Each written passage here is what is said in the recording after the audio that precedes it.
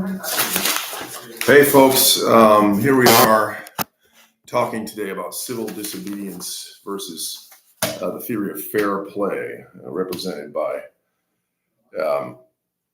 Socrates, John Rawls, Henry David Thoreau, and Martin Luther King Jr.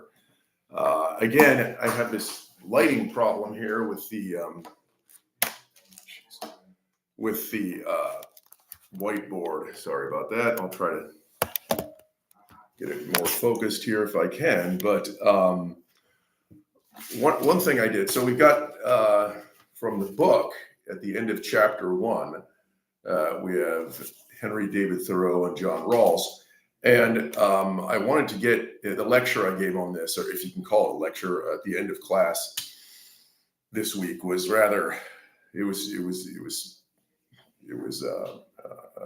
too fast and too rushed at the end of class. So I wanted to get some things clear here, because you are going to be responsible for this information. You should know what the position of Socrates, Thoreau, Rawls, and MLK are. You should know essentially what the duty of fair play versus versus civil disobedience are, for sure, and how they manifest over the centuries, really over Socrates in 399 BC, Rawls in the, I believe, now it shows you how little I know about this, Rawls in the 20th century, Thoreau in the 19th century, and MLK in the 20th century as well. You don't have to know those dates. It's just important to know how these ideas follow from one another. And just like everything, the theories are not completely distinct from each other. The theories are distinct from each other, civil disobedience versus fair play. But how they're used by these different people, these different philosophers over time, they don't fit neatly into one side or the other as much as a book or Wikipedia or Google or whatever might tell you. So, having said that, looking at the book, they have Socrates basically fits into fair play, duty of fair play, as John Rawls would have it. Thoreau fits into civil disobedience. MLK fits mostly into civil disobedience. What I did is I looked it up on AI. Not that AI is always right, but to see what that the general consensus is on the internet. What that is, the Google AI feature had to say was that civil disobedience and fair play exist in tension, and this is interesting.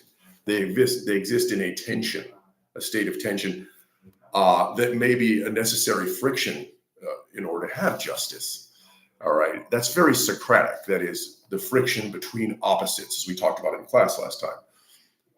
Opposite forces, opposite ideas, really, opposite opinions, helping us to move forward in knowledge. That is, we gain knowledge from the tension between opposites. Very Socratic idea. And hopefully that's how that will help us. Hopefully that state of tension will help us learn rather than hinder the process of learning, as it seems to do in a lot of people's minds. That is, the tension between opposites is not good. No, it is very good. That's how we learn.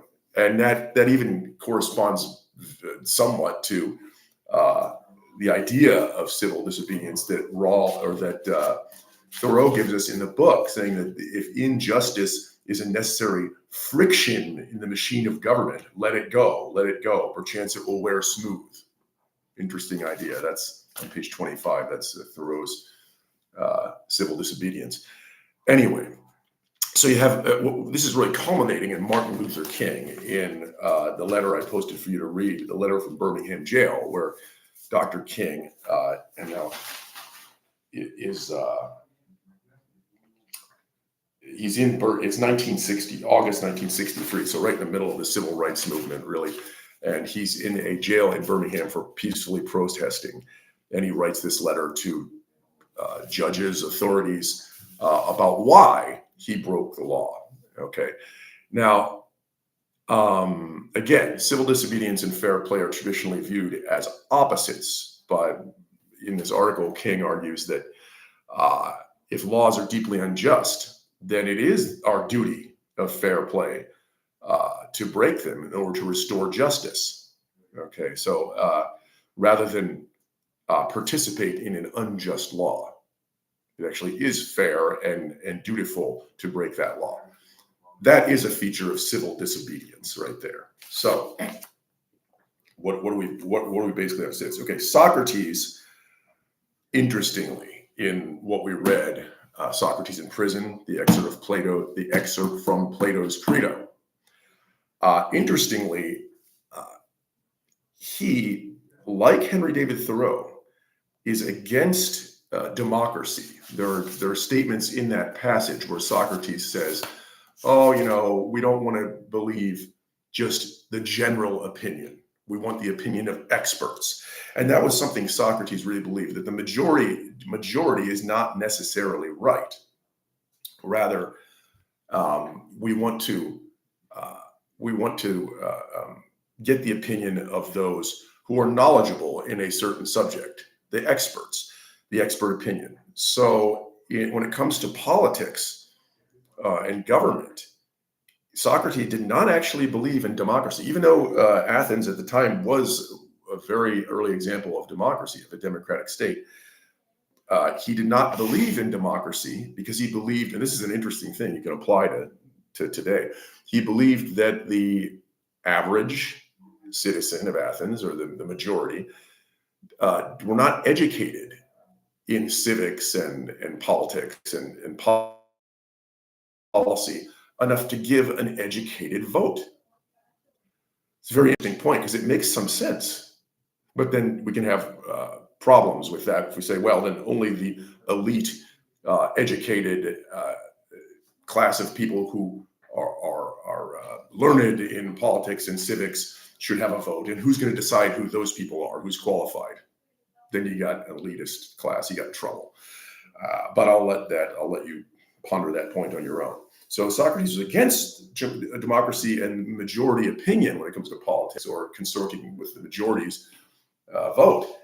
But at the same time, he would not break the law. He believed in the duty of fair play. He believed he had tacitly consented to a contract to obey the laws of Athens, even if he disagreed with what those laws were or how they were enforced, even to the point of his death.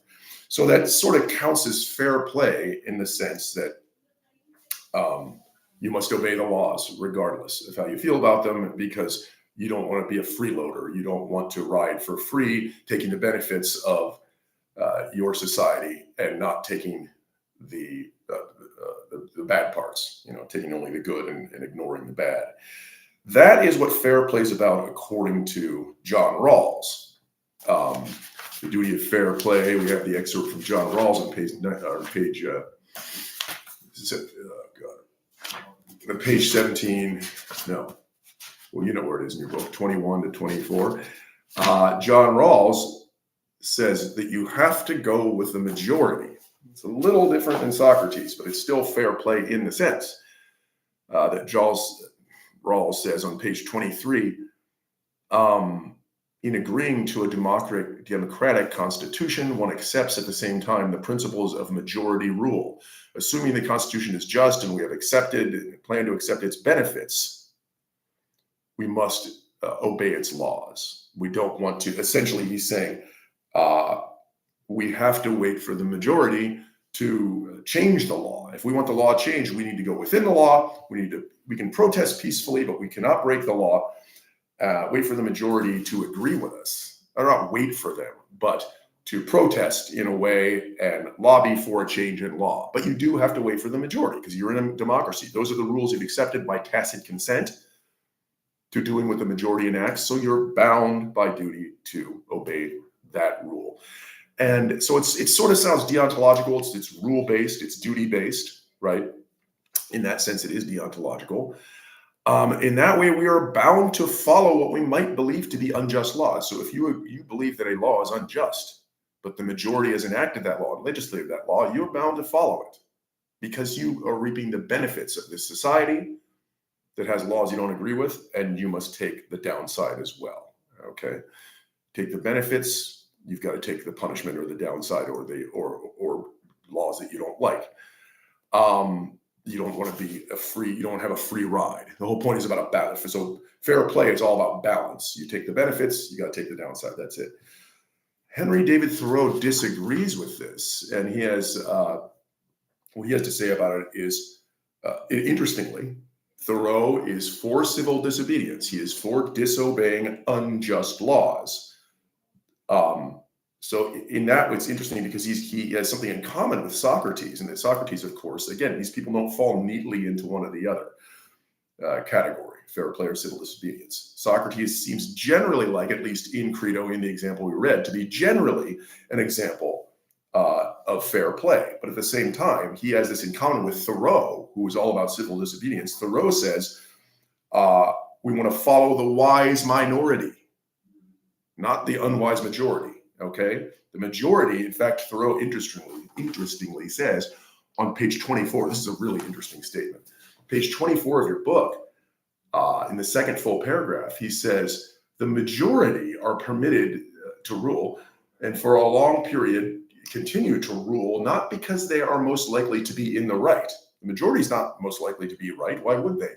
Nor because it seems fairest to the minority, but because the majority is physically the strongest. So Thoreau says, this sounds a little cynical, a little funny. He's saying, well, why should we follow the majority? Why are they more likely to be right? Because there's more of them? No, they're stronger. There's more of them. They're bigger in numbers, and they can get their way. So he's bringing in this idea of maybe they're just forcing it because there's more of them. They're physically stronger. That's why history has examples of the majority ruling, not because of a fair society, but because there's more of them and they're going to get their way one way or the other. That's why we follow the majority. Interesting point. You can make of that what you will. So he's saying, follow the wise minority. Don't think just because there's a majority opinion or has been voted by a majority that it's right. So Thoreau has this sort of overall philosophy of law versus morality. Law does not equal morality. Fair play, John Rawls, he's saying, well, you have to follow the majority. You have to follow the law because that's the moral thing to do, is follow the law. But Thoreau is saying that putting something into law, legislating something, does not make it more just. It's not, just because it's the law does not confuse or conflate law with morality. There's many unjust laws. So do not follow the law just because it's the law. The law and morality are two separate things. So if you want to do what's right, in fact, it's sort of your duty to do what's right, not what is lawful necessarily. So the majority doesn't necessarily know anything. Follow the wise minority. So there's civil disobedience. He's saying, go ahead and break the law. Again, on page 25 at the second half, unjust laws exist. Shall we be content to obey them, or shall we endeavor to amend them and obey them until we have succeeded, or shall we transgress them at once? Generally, in government, they think that you should wait till we've persuaded the majority to alter them. He's talking about fair play then. But Thoreau continues, they think that if they should resist, the remedy would be worse than the evil. But it is the fault of the government itself that the remedy is worse than the evil. It makes it worse. Well, why is it not more apt to anticipate and provide for reform? Why does it not cherish its wise minority? Break the law if it's unjust. Your duty is not to follow the law, just period. It is to follow justice. It is to follow morality, to act morally, not lawfully. The two are not the same. So this theme that runs through civil disobedience and Henry David Thoreau and Martin Luther King is law is not necessarily morality. Don't confuse them. They are distinct in a lot of cases. Now, to continue to what we really want to hit here is Martin Luther King in his letter from Birmingham jail. Again, he's in jail when he writes this in 1963, Birmingham, Alabama, writing to the judges, I guess, who are in charge of his case, I suppose. And I also have this Martin Luther King reading this letter posted to Canvas for you as well. So here we have, there's a lot of points in here to get through. We don't have a lot of time to do the whole thing. So please read the article or listen to the article or both and find these passages. I think the first one I wanted to read is on page 2 of the letter, as I have it on canvas for you, towards the bottom or the second half of that page. This point that runs through Martin Luther King's letter here is what the majority or the government is asking the American blacks, or he calls it because of the time period, the American Negro, to do is to wait.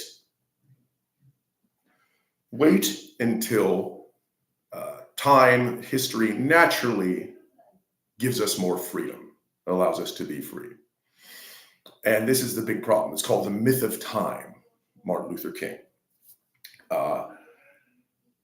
He says, again, at the bottom of that page 2, to wait has almost always meant never. It is a tranquilizing thalidomide. Thalidomide is a drug that was given around that time that turned out to be very damaging, relieving the emotional stress for a moment, only to give birth to an ill-formed infant of frustration. It was a drug given to babies. He's making a very interesting metaphor. We must come to see, with the distinguished jurist of yesterday, that justice too long delayed is justice denied. So he's saying the authorities, the white majority, the rulers, the legislators, the government keeps telling us, wait for justice. Wait. It will come naturally, as if time somehow has a natural healing effect. Martin Luther King's point is it does not. It takes direct action, peaceful action in his case, civil action, but it takes direct action in order to change and become more free and the changes that are needed in this case. An unjust law is no law at all. There we have that civil disobedience aspect of Thoreau. Saying there's an unjust law cannot be a law. So there may be unjust laws, but we are not bound by duty to follow them just because they're laws, just because the majority has agreed to them, just because they've been legislated, is no reason to follow them. So MLK does believe in civil disobedience in that sense. Maybe the most interesting point, there's so many points he makes in this, it's very hard to talk about it in a brief period of time. On page 3 at the top, he says, "You express a great deal of anxiety over our willingness to break laws. This is certainly a legitimate concern, since we so diligently urge people to obey the Supreme Court decision of 1954 outlawing segregation in the public schools. It is rather strange and paradoxical to find us consciously breaking laws. One may well ask, how can you advocate breaking some laws and obeying others? The answer is found in the fact that there are two types of laws. There are just laws and there are unjust laws. Again, that distinction between law and morality, justice and law, they do not necessarily correspond to each other. There are two distinct things, what is right and what is lawful. Therefore, it is your duty to break the law that is unjust. So there are just laws and there are unjust laws. I would agree with St. Augustine that an unjust law is no law at all. There's your civil disobedience. It's not just okay to break an unjust law, it's your duty to act justly and break an unjust law. So what is the difference between the two? How does one determine when a law is just or unjust? A just law is man-made code that squares with the moral law or with the law of God. An unjust law is a code that is out of harmony with the moral law. And you can follow that down the top of page 3. At the bottom of page 3, though, he really gives us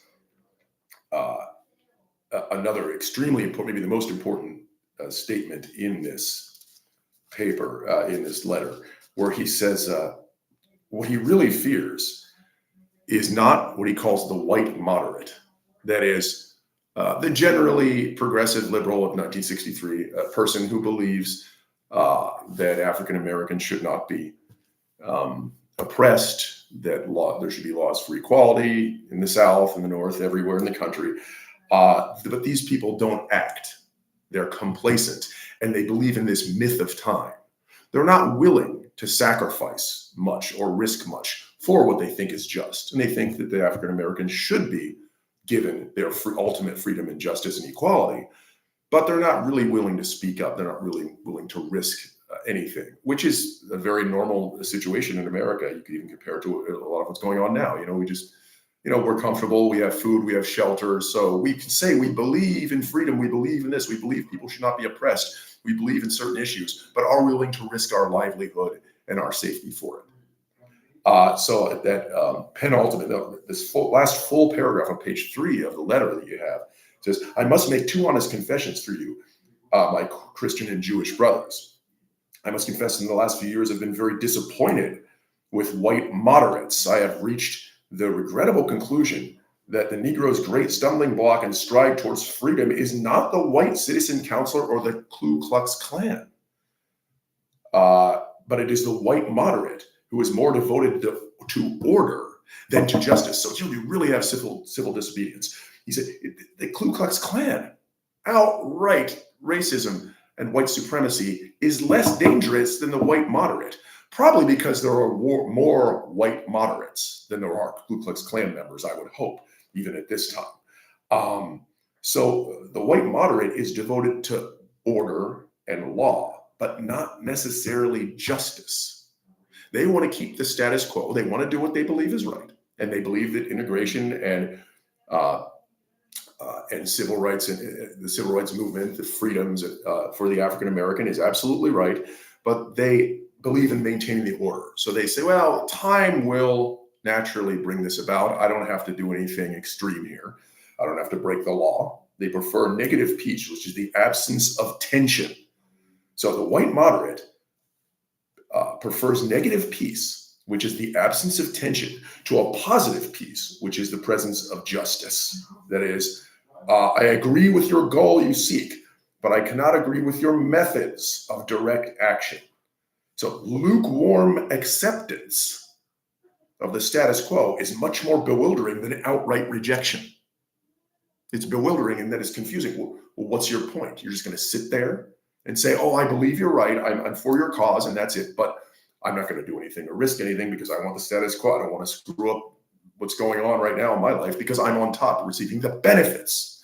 Okay, so he's more scared of that lukewarm white majority of moderates than he is of the extreme Ku Klux Klan members who are doing, burning crosses and lynching people and stuff, because they're sort of a minority. They're taking direct, very, very bad action. But a mass of people who are not acting at all is more dangerous in the view of Martin Luther King. So there you have the doctrine of civil disobedience here very strongly in that he's saying negative action or negative peace, which is what is sought by the sort of this what he calls the white moderates, the white majority, is the absence of tension and direct action.